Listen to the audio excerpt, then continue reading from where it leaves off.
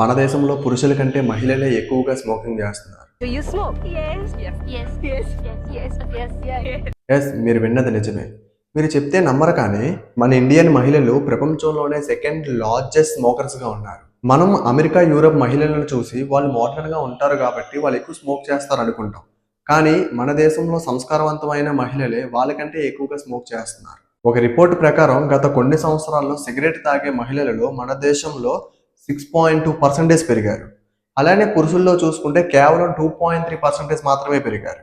అలానే మన దేశంలో స్మోకింగ్ చేసే మహిళలు యావరేజ్గా ఒక రోజుకి 7 సిగరెట్లు కాలుస్తుంటే పురుషులు కేవలం 6 సిగరెట్లు మాత్రమే కాలుస్తున్నారు. అంటే ఇందులో కూడా మహిళలే టాప్లో ఉన్నారు. ఒకవేళ స్మోకింగ్ చేసే మహిళలు ఈ వీడియో చూస్తే జాగ్రత్తగా వినండి. స్మోకింగ్ పురుషుల కంటే మహిళలకే ఎక్కువ డేంజర్. ఒక రీసెర్చ్ ప్రకారం పురుషుల కంటే మహిళలకే స్మోకింగ్ అనేది 24% ఎఫెక్ట్ చేస్తుంది. స్మోకింగ్ చేసే మహిళలలో పిల్లలు పుట్టే ప్రాసెస్ చాలా వరకు తగ్గిపోతుంది.